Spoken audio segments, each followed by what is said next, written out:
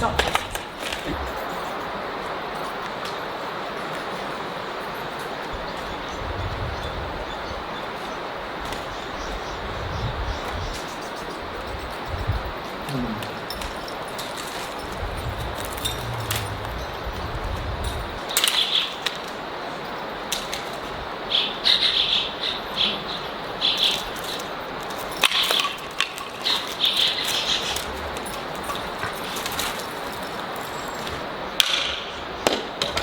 I lost. He won, I lost.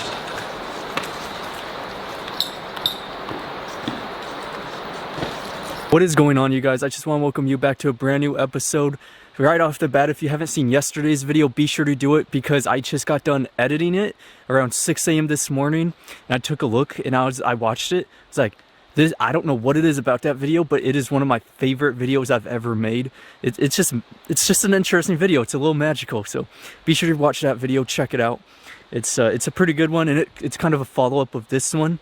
So with that being said, we're going to Medford. We're not going to make it all the way today, although I got to be in Medford on Saturday. It is Thursday today, so we're just going to be traveling up 199, Highway 199, and the reason why I got to go to Medford is to get my windshield replaced. It is cracked. The reason why I'm not getting one on Crescent City, there's a couple glass shops in like Crescent City and Brookings and all that area, is because I wanted an excuse to go up 199 because there's tons of stuff to see. I've always wanted to take this highway, and this is that good excuse to do it.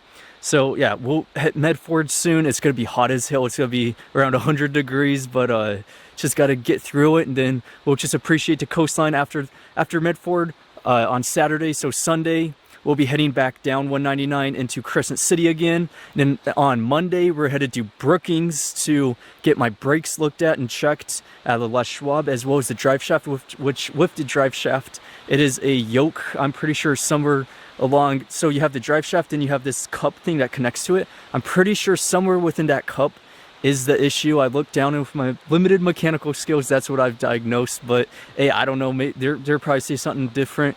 The brakes definitely need changed because the last time I checked them, they had about 30–40% life left. That was at the beginning of my road trip. I just took them off and guesstimated, so it wasn't completely accurate, but you know, I got an idea of how much my brakes, how much life is left. They definitely need replaced. I could feel it. So yeah, that's that. I actually did end up shaving because, you know, I get acne, so what I end up having to do is use a acne treatment kit thing, and to do that you have to shave. So yeah, hopefully this will go away soon.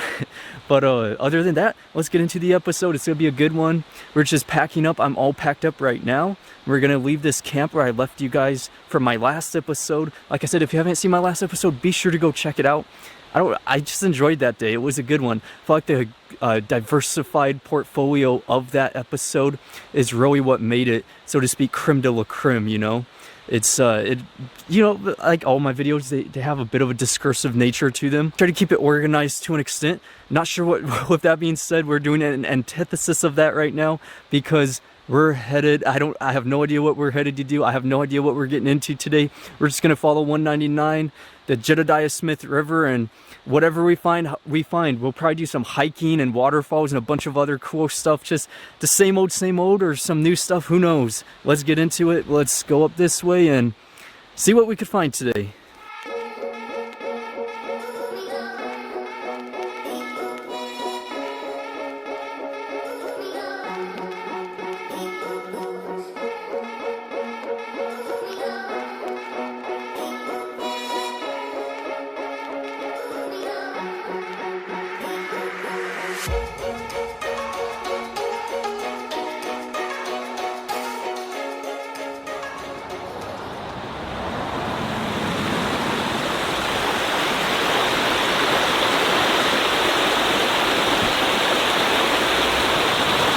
I'd say a good view. I like it. Definitely not a jumping spot. That's pretty obvious. On the adjacent side, it's pretty much the same, except a significant amount of tree coverage, which makes it kind of difficult to see the Smith itself. Although it is down there below, you could hear it going. It sure is scenic. Now we're gonna jump back on 199, aka the Great Redwoods Highway, and continue onwards. I always like seeing these old bridges. It's just so neat to see the architecture of them, how they're designed. They're incredibly unique in comparison to a lot of the ones nowadays where they're kind of mass produced. A lot less thought is put into the style of it and more of the practicality of the bridge itself. Neat bridge, not sure what the name is, but I'd say it's a pretty cool one. Now let's get back on 199, aka the Great Redwoods Highway. Just continue following it up onto Oregon. We have made it to Oregon. We're just going to continue following 199. And I'm not going to go past Grants Pass today. That's the objective. Don't want to go too far, although I'm still looking for stuff to check out. Honestly, I don't know what today's objective is going to be.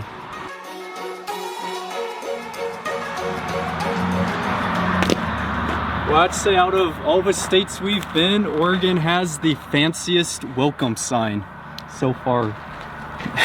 Now I'm in a place owned by the BOM and there's free camping up this way, so I'm thinking after we take a hike we'll go try to find a campground, see the creek. We have left 199 for now, and for the rest of the day we're just going to be following some BOM land. We got a hike. This is Botanical Wayside. Universally accessible boardwalk leads you through seasonal dry slopes dotted with manzanita and pine and past thick shrub communities. Quarter-mile journey concludes at one of Southwest Oregon's most unique botanical features, a wetland fern. Absolutely awesome. So that's what we're gonna hike, which goes on this way. All right, you guys, so we're going to be in Oregon up until Sunday. And Sunday I plan on heading back to Crescent City, and then we'll just follow Highway 1 from there.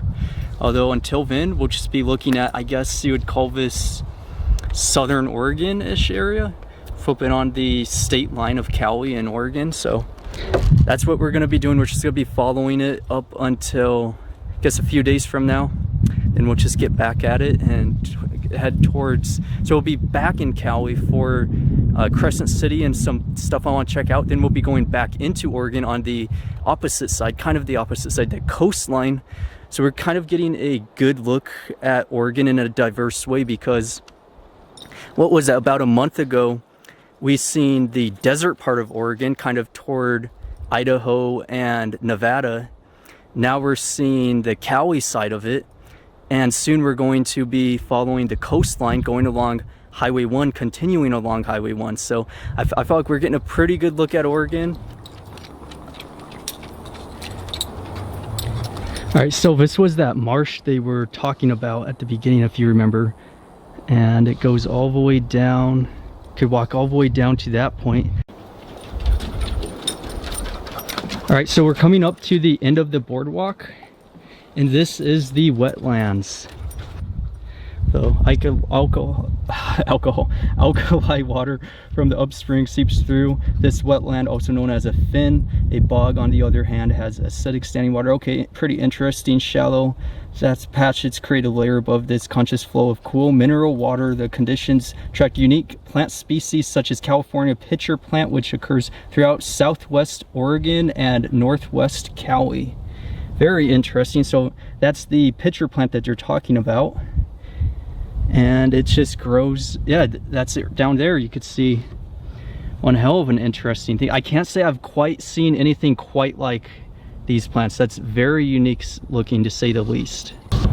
Absolutely awesome place to see. Now I'm going to jump back on the road and keep on going forward and see what else we could check out. This whole land you're looking at right now is owned by the BOM. So there's tons to see, tons to explore.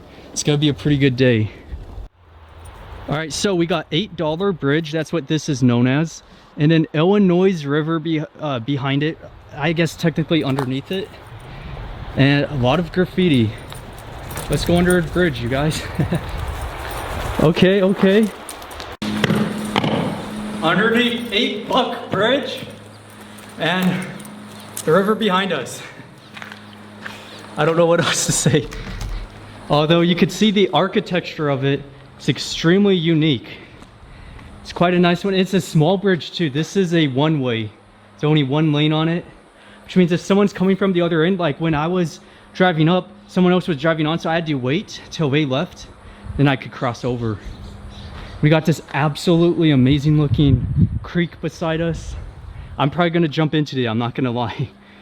Such an awesome place, you guys. Yeah, I'm trying to talk louder as I do these type of shots because I've noticed in the audio there's not an even distribution of the level. Although it's crazy hot out. Now that we're leaving the coastline, it's only gonna heat up. So it's nice to see all these creeks just because we could, as we're traveling, we could just keep jumping in them to cool down. And you know what? That's a shower for the day. Now I'm going to continue up this way. There's supposedly some free camping, although one of them, that freecampsites.net, showed as free camping. It looks like it charges because there's a pay envelope. So we're just, we'll see if there's any free camping. If not, we might have to pay for the first time on my cross-country series. I'd hate to do that and break the tradition of getting free camping, but I'm gonna try. So a lot of the places I try to film, especially in peak touristy season, now that we're on the coastline, there's always gonna be people around. I love the hiking and beaches and whatnot like that. And it comes to the realization of, do you film or not? Because at the beginning of the road trip, I was like, you know, it's kind of embarrassing to talk to a camera. Everybody literally looks at you. You attract so much attention. It's such a weird thing to do. You're talking to a camera. But at the end of the day, who cares? If you're doing what I'm doing, traveling and whatnot, you're never going to see any of these people ever again in your whole life, you know? So just talk as loud as you can, be as cringe as possible, and who cares at the end of the day? So flipping, yeah, I'm just going to keep doing it, you know? I've never really cared what people think of me, but just filming, it could be kind of cringe at times, you know? It could be kind of awkward just because you look around and you see someone staring at you and it's like, oh shit. Like for instance, right now, people are pulling in. I'm talking loud as hell so they could hear me, but who gives a damn? So I'm gonna try to adhere to that. You know, I want to be the most unusual person you've ever seen on YouTube and just, you know, be an antithesis of social conformity. Now let's get it. Let's go to the next campground and see if we could find one. Every single spot I tried to find has been closed off. I don't know why, but they have the big gates around it and you're not allowed to camp right now, even though it's mid flipping, I guess, late summerish area. But yeah, no camping apparently. So we'll just continue onward. One thing I am for sure doing before we leave though is jumping in the creek because it is hot as hell.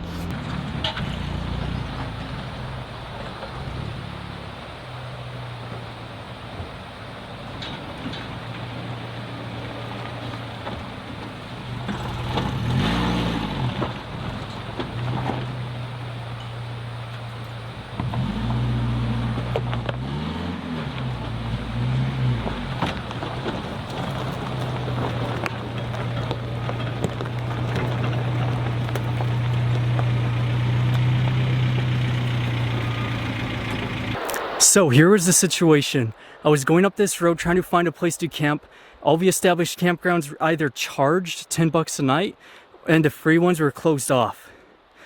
Going down this road, went up it twice, then the third time, seen this little off-road trail. And just like that, going up this way, found a spot. There's actually two spots, one up there, then one down below. Alright you guys, so I have switched where my campground is. I wasn't a fan of that other spot. This one's kind of hidden away so that if technically we're not allowed to camp where we're at, I think we're allowed to camp, there's no sign saying we can't, then this one we're not really going to be seen as easy. And there's shade. That was the big one. I wanted shade and the other one's in the sun. So I'm going to jump in a second. So we'll go over there, jump into creek because it is 96 degrees right now.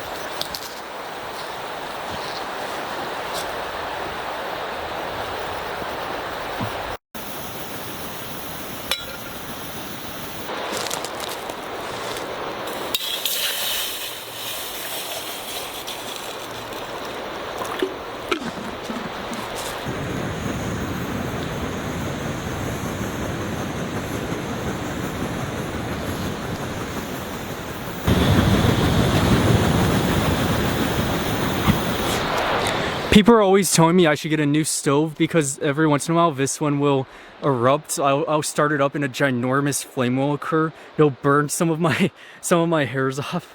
Although that thing's from 1985. It's a Coleman Peak, one of the original Coleman stoves. Coleman made for backpacking, one of the original Coleman Peak models. And if it's been working since 1985 and it's still going strong, that thing's never left me stranded. It's never had any issues. It just starts up every time. Then I just don't see the point in investing in a new one. It works great, and if it someday goes out, I'll replace it. Although I feel like if I was to buy a modern day stove, it wouldn't last as long as this. They don't make them like they used to. They literally don't. I'm just cooking it up, man. Somebody introduced me to this boil and bag rice. So I'm just doing this boil and bag. We'll see how it works. Although I still got my brown rice, although, you know, maybe this is an easier way to do it. We'll see. When I was doing the close-up shot of the flame, I accidentally burnt my dead cat wind mic. You could see. I fixed it, I cleaned it a little bit, but all those hairs are gone. I smelt something, I was like, what's burning? And apparently it was my microphone.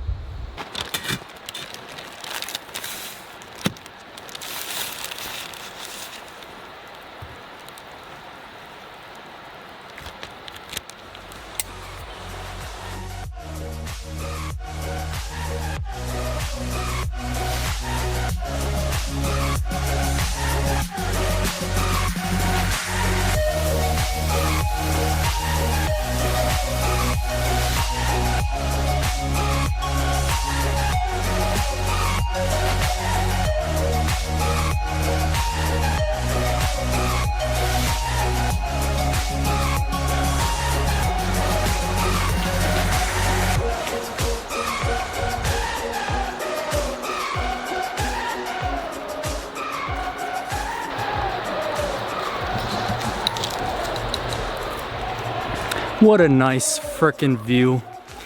And it is now 8 o'clock. I'm going to edit this video right now and then head to bed and get up tomorrow, and tomorrow is a brand new day. I am not exactly looking forward to tomorrow because it's going to be scorching hot. We're just going into the heat of Oregon right now. Although with that being said, oh, but also, since I'm editing this video the same day I filmed it, that's to be the first time I ever did it. Usually, when I film a video, the next day I'll edit it. So, highly unusual. You know, I've never done that before, so we'll see how it works out. And, yeah, stay tuned. And I'm telling you, after traveling in a Suzuki this long, living in a vehicle, it's definitely an insane way to live. And anyone who's done this lifestyle, you know exactly what I mean. After a while, it kind of wears you out. I feel kind of tired out for some reason, but at the same time, I'm full of energy. It's just being out in the elements 24/7. It's definitely a wild way to live, to say the least. Thank you for watching. What was that about? Sounded like I'm 12 for a second. Thank you for watching. Damn.